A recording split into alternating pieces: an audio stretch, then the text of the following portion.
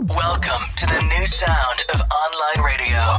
Welcome to the sound of Universal Broadcasting Network. 'Cause you make me feel like I've been locked out of heaven. A mix of today's hits and hard-to-find favorites, combined with the most entertaining and intriguing talk anywhere. This is your sound.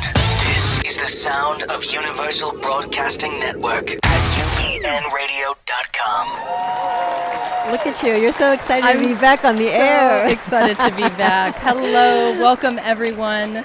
You have joined us at Distill It, a 360-degree view of life and sports. My name is Wendy Rosenthal. I am here with the amazing, the wonderful, the fantastic Ira Schwitzer.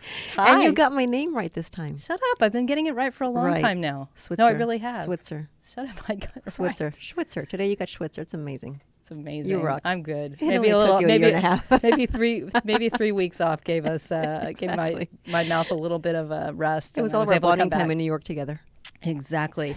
We have been gone for 3 weeks and we have missed it terribly. So we are very happy to be back with you today.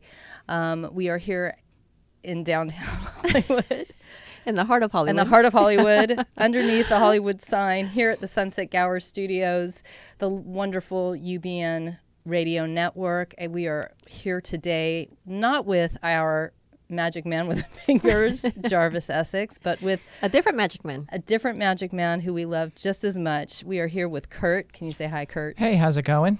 Thank Yay, you for Kurt. being with us today. No problem. Glad I could be here. You know, I got to relieve Jarvis every now and then. You do. know. It's important. He needs a break from us. Yeah, exactly, right? Yeah, You know, although you it's would too think much. 3 weeks was long enough without us. Yeah. Apparently not. Yeah. Apparently not. Well, we're very happy to have Kurt behind the scenes driving the show for us, along with intern Ari. You don't have to say Who did not anything. want to be mic'd Who did up, not but want to be she's mic'd up. enthusiastically waving and smiling and so happy to be here. I will relay that to all of you on her behalf. So our show really is about a 360-degree view of life and sports. It's lifestyle. We talk about everything in sports, not just what's happening on the field, although we do like to touch base on kind of what's going on in and around sports. And we think we have an amazing show for you today with a guest that we are going to introduce in just a moment. But first, a couple of notes. One, what's going on in sports? What's exciting you Oh, I thought right you were going to now? start with apologizing to the audience for showing up today wearing the same hat you've worn before. I did, but I was going to wait. That was like what I was going to do because it was going to lead into, you ruined it. I was going to lead into my introduction. Tell me, what's exciting you in sports this last couple of weeks? We were chatting on the way here about for the first time ever, we are going to see this season in the NFL male cheerleaders dancing alongside the female cheerleaders. Which is amazing. It's a pretty cool deal. It is very cool. And Two male dancers. And That's it very awesome. rarely happens that it's that you're usually saying, and it'll be the first time that we see women doing showing something. up. Exactly. But this is the first time we see guys moving into women's world and doing something for the first time, and that's something to And guess where? about. Guess where, folks? Of all places, our hometown. Our hometown. Go Go LA LA. Rams. Rams. I can't wait to see them. No, but it's really exciting. Yeah, and I think it's very cool. And I think it's time. I really do. I think that it'll be very And there is interesting for also them. one who's made the squad for the New Orleans Saints. Yes. So it's expanding. Congrats all It's around. going to be a wave. Let's see what happens next year. We'll probably Exactly. have male cheerleaders on every squad. And we'll have to reach out to them and bring them on the show to discuss what the season was like. Yeah, I think it'd be fun. We should talk to him now. It's a do it. great idea. Yeah. Also, we want to congratulate Francesco Molinari, who is the first Italian golfer to ever win a major. He won the British Open a couple weeks ago, and he played so well. It was so much fun to watch him. I know the spotlight was not on him because everybody was kind of like looking at Tiger because Tiger made a run at it. Right. Jordan Spieth because, he's kind of the superstar right now.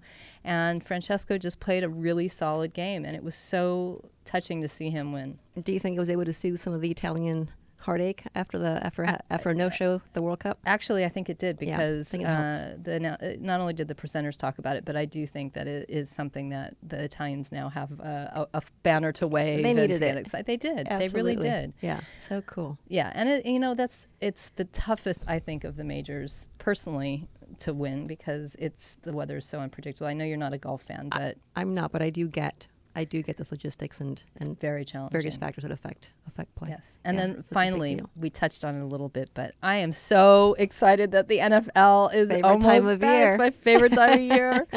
I already have some preseason tickets to the Rams. I can hardly wait to see them play. Yeah. And so I'm sure we'll be talking a lot more about it over the next few months. Yep. And as always, every show, I like to wear a different hat. And Ara was ribbing me a little bit because I didn't realize I had worn this hat before until I was standing there right before the show went. And I went, oh my God, I think I've worn this hat. But there was a reason behind it, as I like to always wear a hat that has something to do with either the topic or the guest that we have on. This guest, which is why I said I wanted it to be the intro, is one of those people that when you meet her, she feels like a beautiful flower. Yeah. And so I wore a hat. See the flower? That's why I wore it. So whether I've worn it before or not, it still works for represents. today. It works It's for perfect today. for today. Apologies for all of the fans out there who are going to be devastated by the fact that I went a year and a bit without wearing the same hat. I hope you can all forgive me.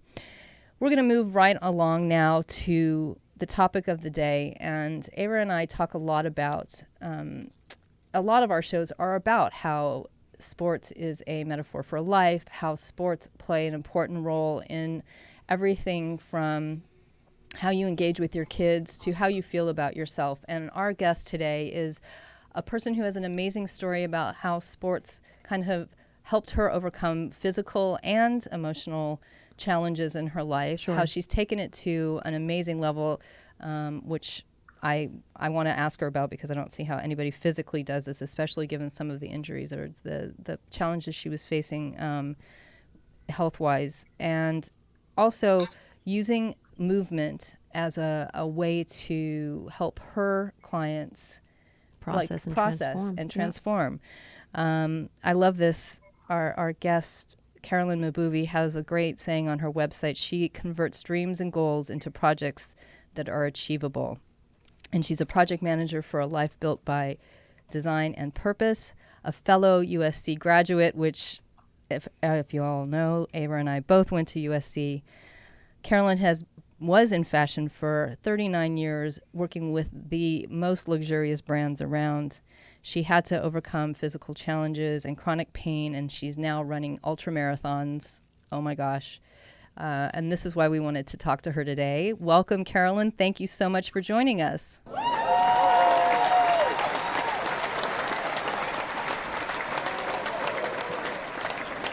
Thank you, Wendy. Thank you. We're so happy to have you. Just before we get started, I want to remind everybody that you can call and ask questions of Carolyn. The number is 323-284-7826, or you can comment below in Facebook. We do check in and see if you have any questions.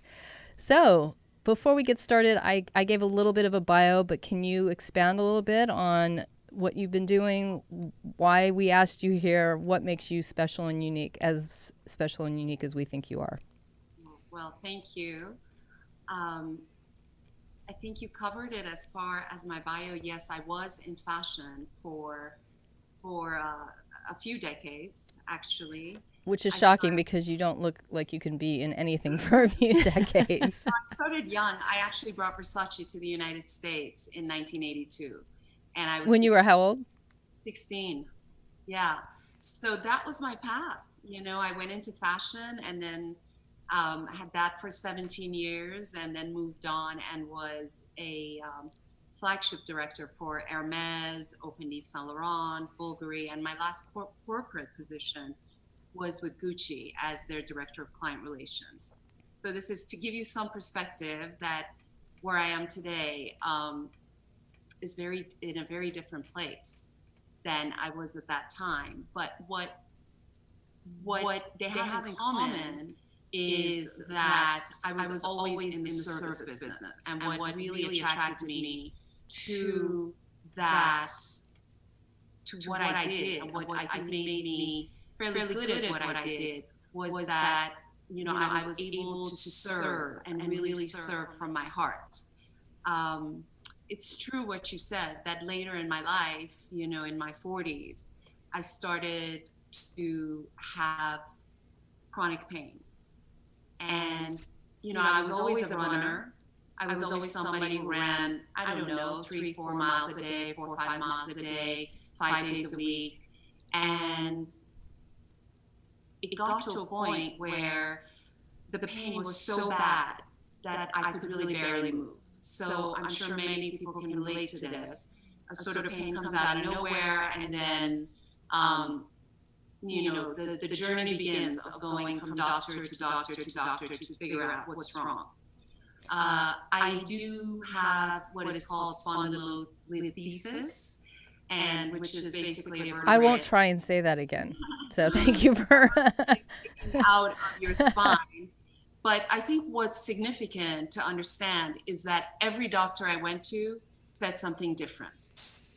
And a few years of going through this really led me to the understanding that nobody was going to fix me. Nobody was going to fix me. Nobody was going to cure me. It was all up to me. And I would say that that was, for me, the beginning of a new phase of my life.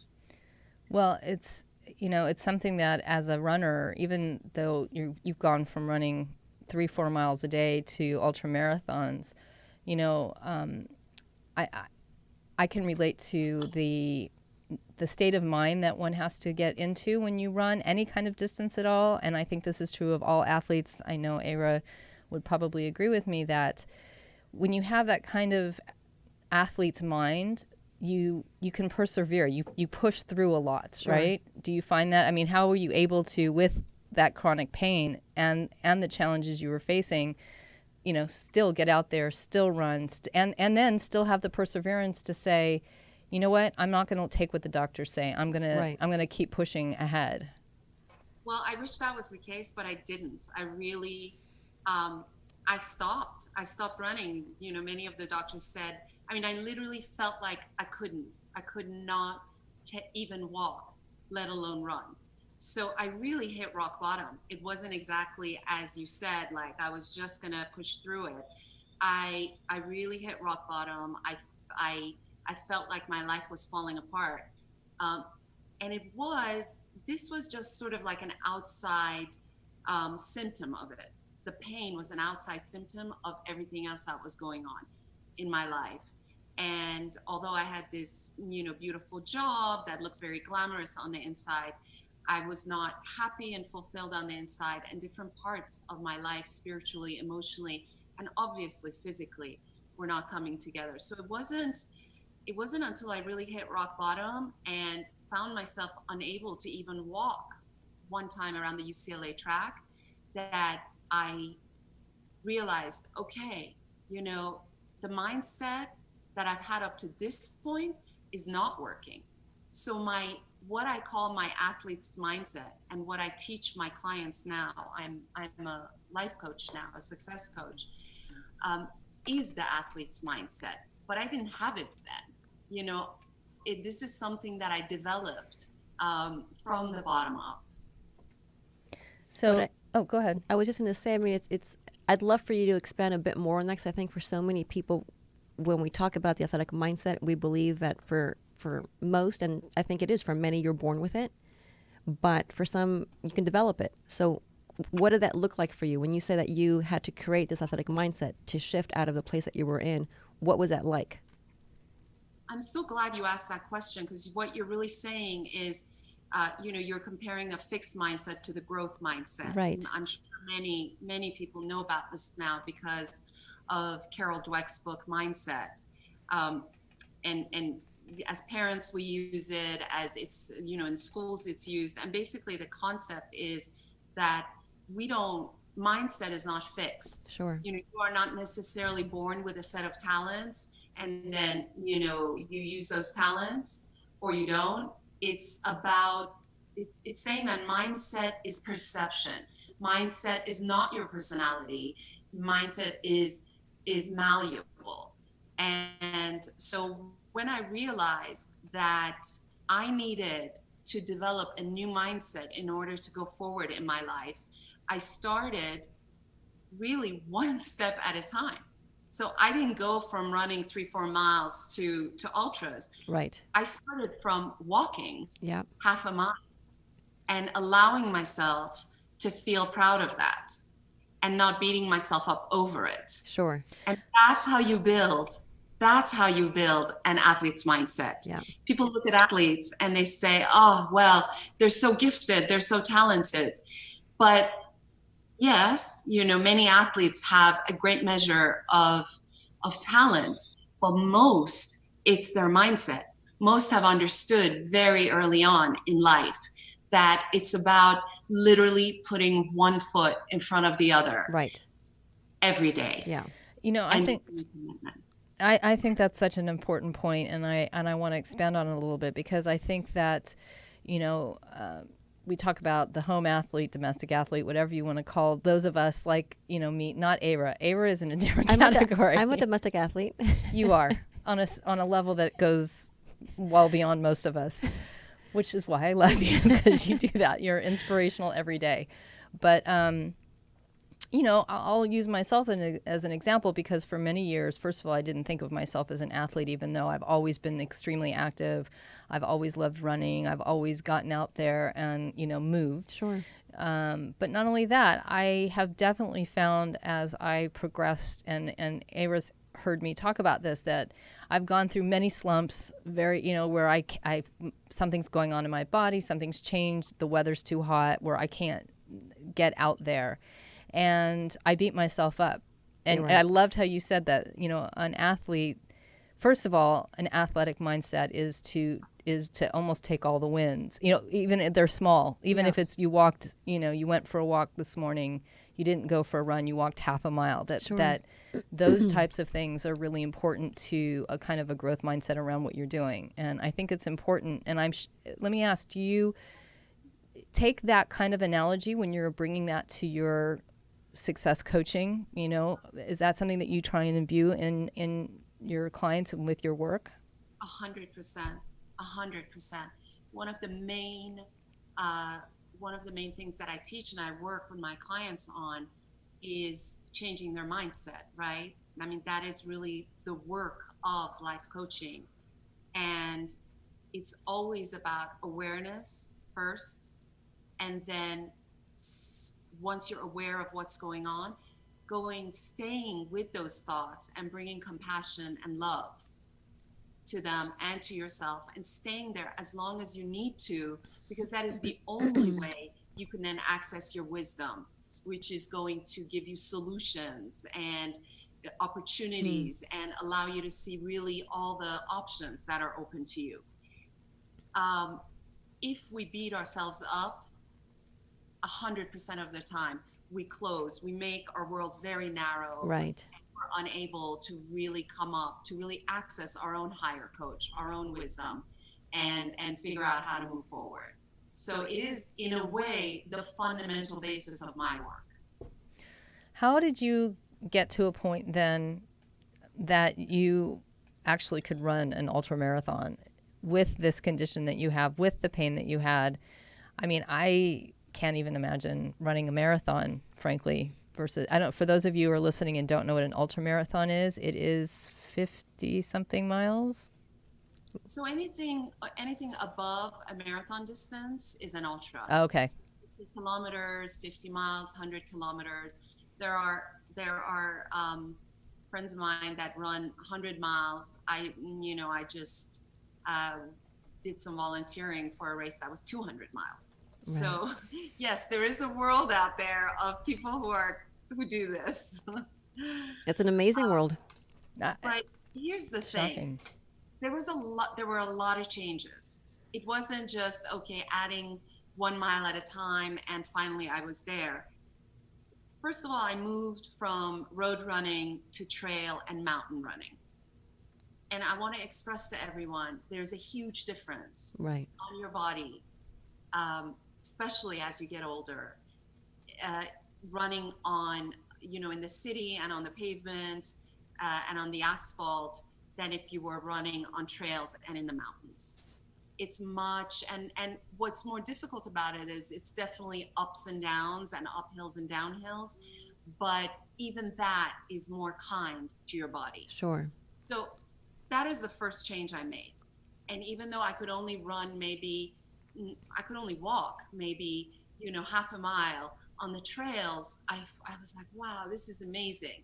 And it started to take me out of the mindset of, I got to exercise, I got to do this, to like, look how beautiful it is out here. Look how amazing that I can walk in nature. And there's a lot of science behind this. The Japanese have done a lot of studies. I don't know if you've heard of forest bathing. No. Have you heard of this concept? So this is a big concept with a lot of science behind it that sort of started coming out of Japan in the 90s.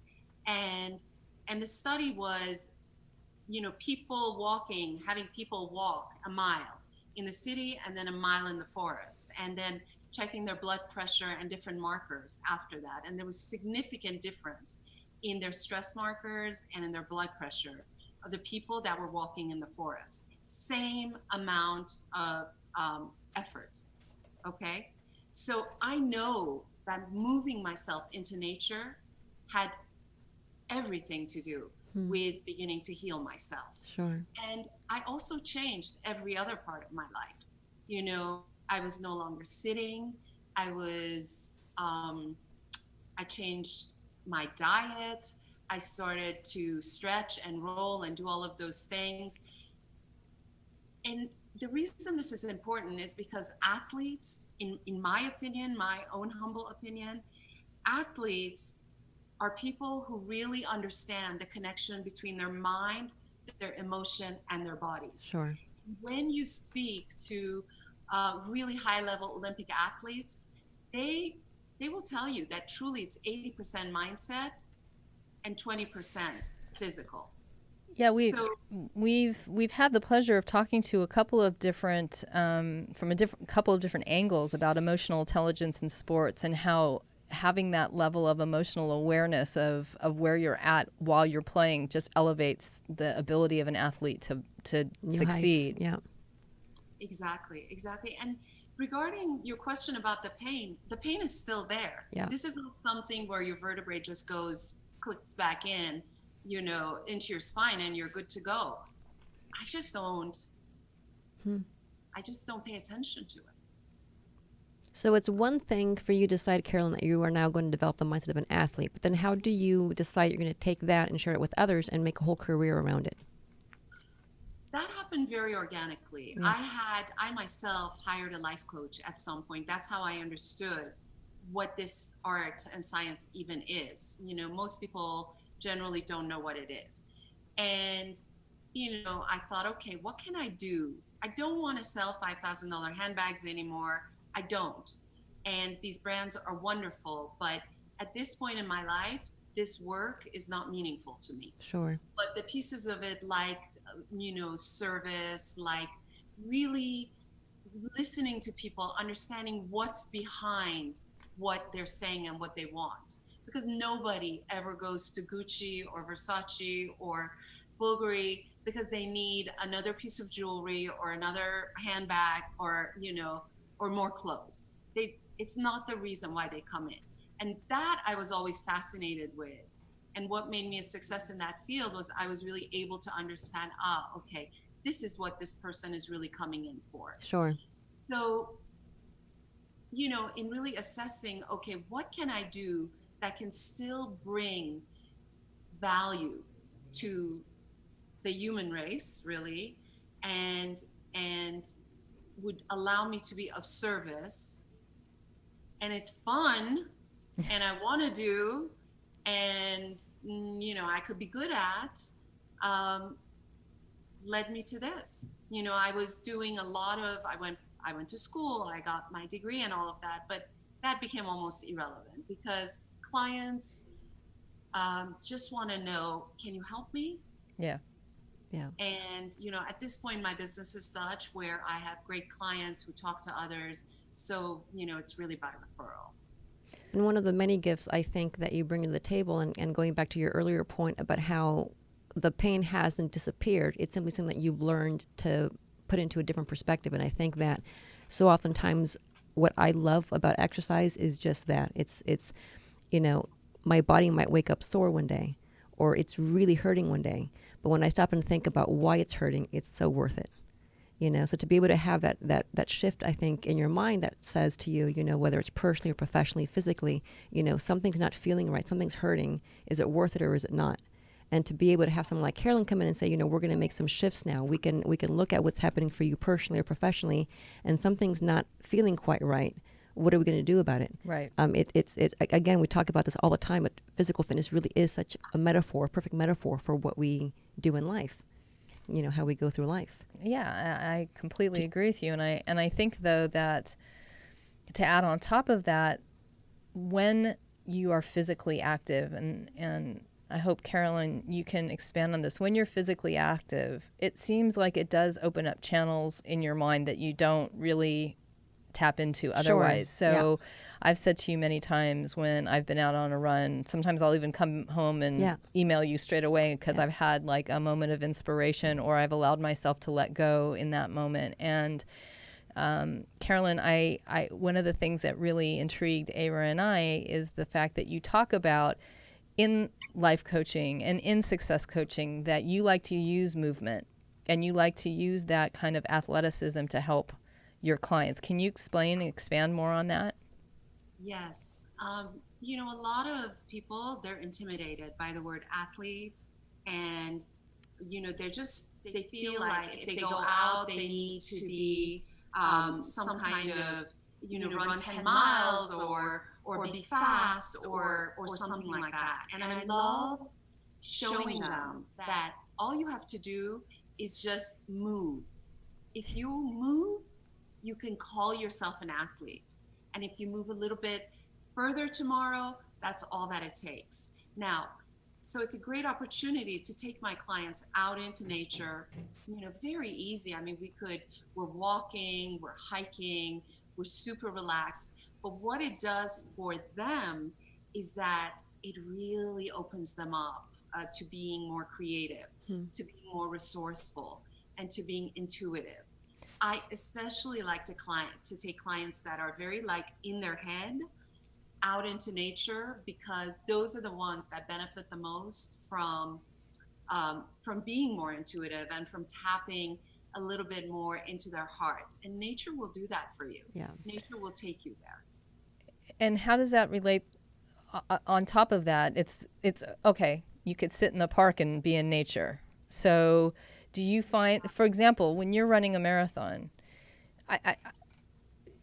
there's stages that you must go through, and there are moments where, you must feel like I can't go on, and then you do go on, or moments where you feel like you're in the groove and you're just like an open channel for thoughts. Do you attribute that to the actual process of running, or is it, what do you think happens in the body? I'm just very curious because I find it so interesting for me when it happens to me in those moments.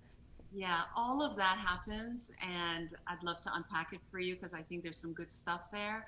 But I do want to say that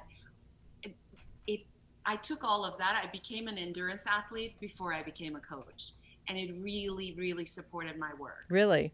Supported and supports my work, absolutely, because I feel like everything I really learned and what I'm taking to my clients, the big lessons, I learned as an endurance athlete. And my kids are sick of it. They'll say, oh my God, one more ultra analogy, Mom, and we're done. No more ultra analogy. Okay, well, I don't know if your kids are listening, but we'd like to hear some, please. Yes, exactly. You can tell them that turn off the radio, get off of Facebook. Yeah. We're gonna share some. We want the ultra analogies. Yeah, well, I mean, the one that I love the most, well, I love them all, but I learned so much. For example, showing up at the start line, I know for a fact is 80% of success is Right. just showing up at the start line. Yeah. Because how many times was I afraid of showing up, and how many times are we, afraid to show up at the start line of so many things in our lives? Yeah. And once we show up, it's like we're more than halfway there. It's the same with an ultra. Just show up and start running, okay? And you'll figure out the rest. Yeah. So that's a biggie for me. I would say that in the course of, let's say, 6, 7, 8, 12 hours of running, you're right. There will be times where you're like, oh my God, I just don't want to take another step. And there's two questions that you want to ask yourself. One is why. You've got to really be clear about your why before you even start. But go back to your why. Why am I doing this? Carolyn, just to interrupt you, we have somebody calling in. Hello, caller. Hi there. Hi. How are you, Wendy? Hi, who's this? This is Maria Mahboubi. How are you? Hi, Maria. Thank you so much for Hello. calling in. Hi, ladies. Hi, How are Maria. you? Good. Do you have a question or a comment for Carolyn? I do. I've been listening in. So excited that Carolyn's being interviewed today, and I just had a quick question. I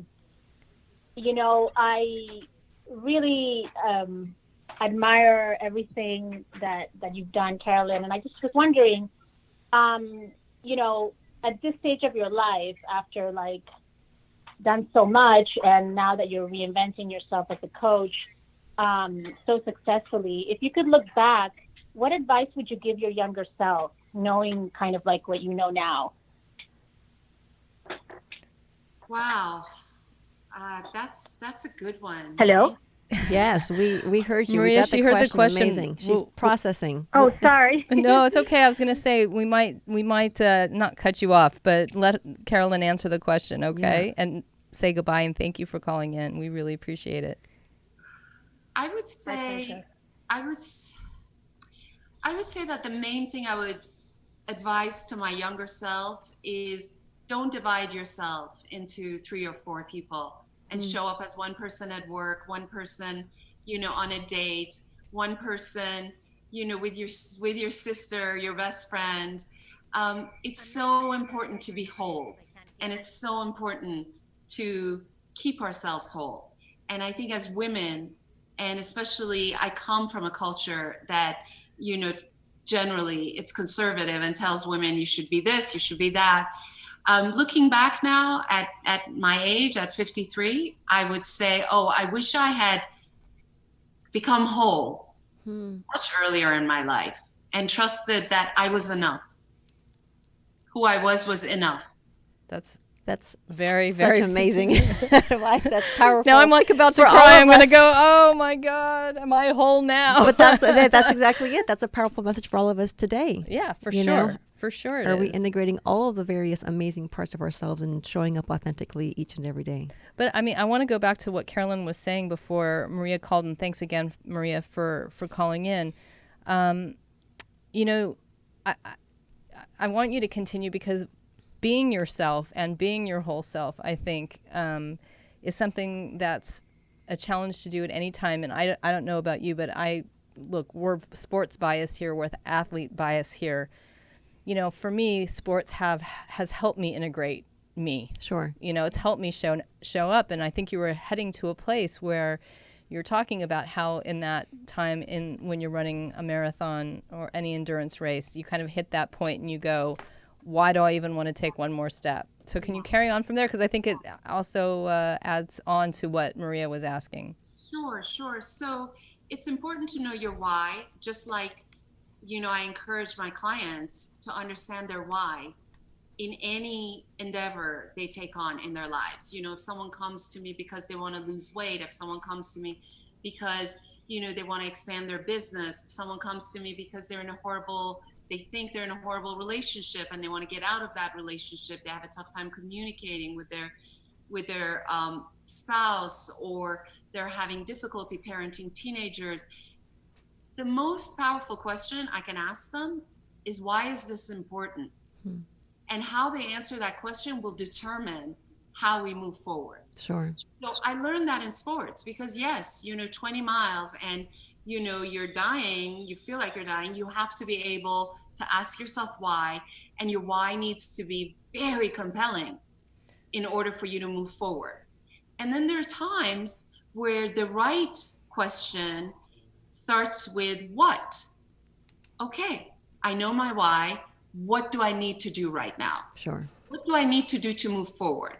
Do I need to eat something right now on this run? Do I need to stop and just take a deep breath? Do I need to take my shoes off and just massage my calves? What do I need to do?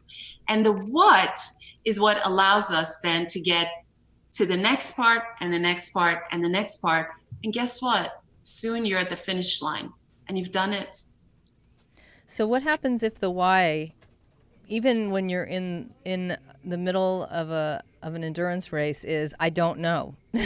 Why am I doing this? I mean, have you ever been yourself in that position where you're sitting here going, why? And the answer isn't, something that can get you to a what? Yeah, no, I haven't been because I think that you do not start an endeavor like that without understanding your why. And I have had more coaching than you can imagine in different arenas of my life because I believe in coaching. And my coach made sure that I did not start a race without understanding my why. And your why doesn't have to be completely profound. Your why can be something like, because, I want to post it on Facebook. That's fine with me. I'm not judging.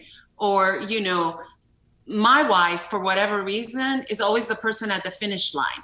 If I have my son or my daughter finish line, I'm just that's a big enough why for me. Yeah. And then I have bigger whys. But I can't tell you that I have found myself in the middle of an ultra not knowing my why. Or, no, I mean, that's really interesting because how often in life do we stop in the middle of something and go, why am I doing this? Right, which takes us back to what we talk about all the time, which is what's your intention?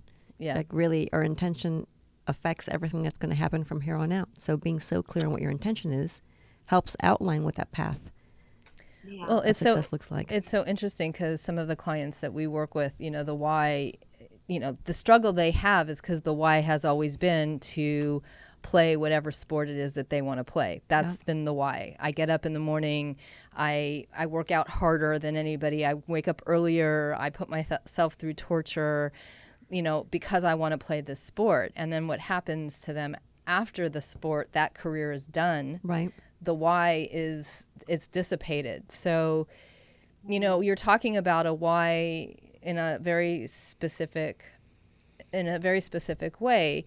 Do you have thoughts on how to kind of expand that why or to evolve it? Because, for people like athletes who are at the ends of their career, they're having to face a world of, I don't have a coach, I don't have a workout I have to get to at 4 a.m, or a coach that's going to tell me to get off the bench and get on the field.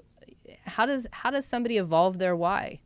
Yeah, that's a really good question. And what I find works very well in my world of coaching, success coaching, is just keep asking why. Just keep going deeper. Okay, why? Because, I want to be the best in my field. Why? Is that important for you to be the best in your field? And if you keep going with that and you go deeper, eventually you'll get to the real why, the deepest why, the in the heart, why of this person. And that why can then be transferred to another field. I know that Carolyn, we have another caller. I hate to cut you off, but I'm going to answer. Hello, Okay. Welcome to Distill It. Hi. What's your name? Hi, my name's Piera Klein, and I am calling with a question for Carolyn Mahboubi. Please. Great. You're on air. Hello. Hi, my name's Piera Klein. And what is your question for Carolyn today, Piera? Piera, maybe you can turn off your device because we're hearing Yes, my question is, I'm so impressed with the work that Carolyn is doing and very inspired by it. I'm wondering for her what the difference is between coaching and therapy. Thank you, Piera. That's a good question. Therapy is centered in the past, and it's a very important modality. And it's about finding, okay, why am I doing this? Why is this happening? Why are these my behaviors? And coaching is centered in the future. So we figure out where you are today and how we're going to move forward and go from here to achieve the goals that you want to achieve and create a new future for yourself that is not a default future. Coaching is also incredibly action oriented, which is why as an athlete, I really relate to it. I love the idea that I can help people actually act on their vision. Sure. And you talk about coaching as being something it's moving forward and looking forward. If you go back again to some of the challenges that our clients face in terms of their moving forward beyond their athletic career, how do you help somebody repurpose their skills? So, for example, you have an amazing skill that served you for 39 years in the retail world. You obviously were successful and achieved it, and then you switched, to being a success coach. How did you repurpose your skills? Because we talk a lot about that with our clients, about repurposing their athletic intelligence and taking what they know how to do as athletes and using that to their advantage beyond the field. Can you talk a little bit about that? Sure. So there is a very simple but actually very profound exercise that I take my clients through when they are having trouble sort of having confidence to move forward in a different field and even understanding how to move, where to go from here. I take them back to a time when they did something where they were super successful at it. They really felt like they nailed it. They were so good at it, and everything just felt right for them. And I asked them what innate qualities in them did they use to be so successful at that time. And they go inwards instead of outwards, which is where they usually are at. What am I going to do? What am I going to do?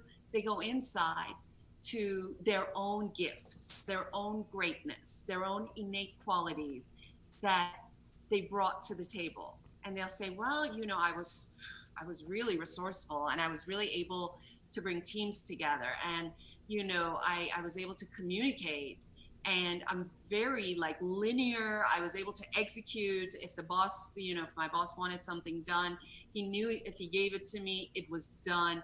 And we go through these qualities, and you would be amazed, because the same person who a minute ago didn't know where to go suddenly is just unpacking their own greatness for me and for themselves. So once we identify these innate qualities, then we start thinking, we start brainstorming about how those qualities can be expressed in a new field and in a new way. And we take it from there. And what I love about that is that it really puts the power in the client's hands, because I think so much of the time when we think about a therapist or a success coach, a life coach, we're talking about looking for someone that can tell us what to do next. Right. And there's a beautiful authenticity, I think, to the work that Carolyn does, because it really does require someone to be so clear, not just about what their why is, but to make sure that it's their very own why. I mean, I think about some of the clients that we work with, and so much about why they want to do certain things has nothing to do with them and their own talent and skills or desires, and everything to do with something someone said to them they should be doing, have to do, might be good at. Right. But there again is such a beautiful authenticity to what Carolyn does that I think it puts the power right back where it belongs, which is so much of what you and I talk about in the work that we do, that it's not about having clients come to us so we can tell them, here's what we think you should be doing, and so here's plan A and the steps A, B, and C for you to follow. It really requires you to be an active participant in the strategy that we're putting together here. Because the strategy is, it has to come out of them in the sense that, if you're not, one thing that we've learned over the years, if you're not passionate about what you're doing, I mean, what makes a great athlete a great athlete? Yeah. Of course, it's their physicality, it's their, whether they're 6'5" or, or they're tiny like a gymnast, you know, like all those physical things are super important. And some people have better athletic skills just physically than others. But as Carolyn said earlier, the majority of what makes an athlete successful is their mindset, is their ability to work through different issues along the way, to challenge themselves, to push themselves out of a comfort zone, Sure. to not act from a place of fear. And what's so interesting that we've seen, Carolyn, and I'd love your comment on this, is that so often those skills that people innately end up having, either they're innate or they're innate because of what they've done. So, for example, an athlete may have to hone those skills, but they hone them in the process of becoming an elite athlete. How it's so easy that it gets pushed inside and not recognized as a skill that can be transferable to something else. Sure. Oh yeah, absolutely. Because, part of that is the outside world is to blame. Because when an athlete continuously hears, "Oh my God, you're so talented, they start to believe that, oh, okay, it's my talent, Right. and that's all it is.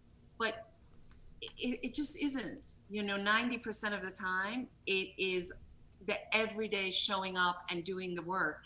And if you can unpack that for the athlete and make them realize that they are so much bigger than their last record that they broke or PR or whatever, and that they've created this, so they can create something Right. else.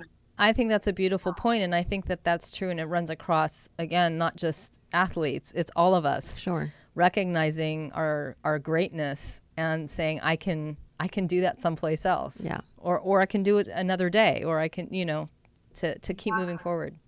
And with like my the part of my life, the athletic part of my life, the running and the ultras and the races and so on, for me, it's meaningful. My why is because I'm able to set that as an example of what a person can do when they put their mind to doing it. Sure. Because I was not an athlete. I did not run track and field. I was always the last person picked, for PE or anything in high school. I was not that person. So when people say to me, "Oh my God, you can do it, but I can't." No, it's not true. I started in my late 40s, Yeah. and I'm a 53-year-old woman who is doing this. And, I keep setting my sights higher and higher. And my why is because I want to show that we're limitless, Yeah. that we can do so much more than we think, that we allow ourselves to think that we can do. Well, that's incredibly inspiring. I kind of sound speechless, but I really am internalizing what you're saying, and I think that it's one of the reasons, we wanted to have you on the show, because it doesn't seem necessarily like, why do you want to have a success coach or a life coach on the show? And I think the reason is because of the fact that athletics, sports, it's so representative of life. And what you're talking about is not only something that you as an athlete have to consider, but you as a human being, and how you project that and how you talk about it and the things that you stress are so important, I think, for our viewers and our fans of sports to understand what makes up an athlete makes up all of us. Sure. And when you tap into those things, I think sports helps us see it in a different way, which is, a reason we wanted you on the show, so that we could see it in a different way. Absolutely. And Thank Carolyn, if you can believe it, we are already at the end of our show and we have maybe 2 minutes left. So if there's one takeaway you can give to our audience today, what would that be? That we're all athletes. If you can move, I'm stealing this from Nike. If you have a body, you're an athlete. Sure. One of our favorite quotes. We talk about that all the Yes. time. We love it. And thank you for signing Nike so that we don't get in trouble. No. And, one last thing that I learned running in the mountains that I bring into my life that I want to share with everyone is I learned this from doing mountain runs. Yeah. Mountains, they go up, they go down, there's uphill, there's downhill. And it's just how God made the mountains. Sure. It's not personal. I love that. Like life, there's ups, there's downs. it's not personal. Absolutely. Just keep putting one foot in front of the other and just keep moving forward. That's all that matters. That's incredible. Carolyn, you've been amazing. And But before we sign off, Yeah. Carolyn, can you tell everybody how they can reach you if they're interested in speaking more to you? Terrific. Thank you. Well, I'm on Instagram, I'm on Facebook, and my company is called Shift Life Coaches.